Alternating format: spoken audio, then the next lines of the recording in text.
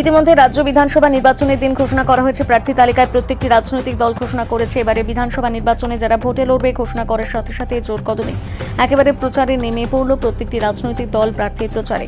কোথাও পথসভা, আবার কোথাও মিছিল। সেই প্রচারকে সামনে রেখে দাসপুরে দেখা গেল অন্য চিত্র। এবার 230 দাসপুর বিধানসভা থেকে সিপিআইএম এর প্রার্থী হয়ে দাঁড়িয়েছে বাম ছাত্র যুব সংগঠন থেকে উঠে আসা রঞ্জিত পাল। আজ তারই সমর্থনে সিপিএম এর একসময় দাপুটে নেতা তথা বর্তমানে কৃষক আন্দোলনের অন্যতম ভূমিকায় যুক্ত গণেশ সামন্তকে নিজের হাতে রং তুলে দিয়ে যুবনেতার নাম প্রচার করেছেন।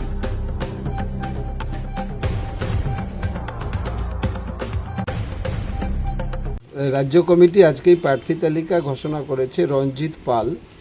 রঞ্জিত পাল দাসপুর কেন্দ্রের প্রার্থী আমরা করেছি। আমরা আমাদের যুব আন্দোলনের নেতৃত্ব ছিল, বর্তমান পার্টির জেলা কমিটির নেতৃত্ব, ভালো প্রার্থী আমরা এবারে দিতে পেরেছি, মানুষের কাছে গ্রহণযোগ্য। এটা আজকে আমাদের কাছে খুব একটা ভালো দিক আর কি। মানুষের আস্থা ভালোবাসা আমাদের বাড়বে আমরা মনে করি। দাসপুরের বিধায়ককে আবার ফিরে সিপিএমে জামানা আসতে পারে?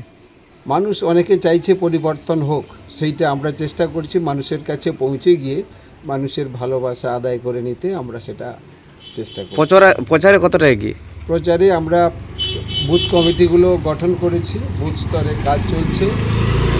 আমাদের দেয়াল লিখনের কাজও আমাদের শুরু করে দিয়েছি, অনেকটা এগিয়েছে। অনেক জায়গাতে আমরা প্রচারের কাজটা অনেকটা এগোতে পেরেছি বলে আমরা মনে করছি। কী ভাবছেন এবার দাসপুরে কে জিতবে? এখনই বলা যাবে না, মানুষ তো ঠিক করবেন শেষ। তবে আমরা অনেকটা আশা প্রার্থী। এবারে মানুষ মনে করছে যে স্বচ্ছতার পক্ষে নিয়োগ হোক, বিশেষ করে শিক্ষিত যুব সমাজ। তাদের যে বঞ্চনা, দীর্ঘ সময় যে 4 বছরের বেশি অতিক্রান্ত কেন্দ্র এবং রাজ্যের সরকার যে 100 দিনের কাজ গরিব মানুষের বন্ধ করে দিয়েছে, তার বিরুদ্ধে মানুষ ভোট দেবে। এবং বিভিন্ন ক্ষেত্রে যে দুর্নীতি, অনিয়ম, তার বিরুদ্ধে মানুষ অনেকে ক্ষোভে ফুঁসছে। সেটাকে আমরা চাইছি যে ভোটের বাক্সে কাস্তে হাতুড়ি তারা চিহ্নে তাদের ভোট সংগ্রহ করে আমাদের জয়কে আমরা নিশ্চিত করতে চাই। এটা আমাদের ভাবনা। ধন্যবাদ।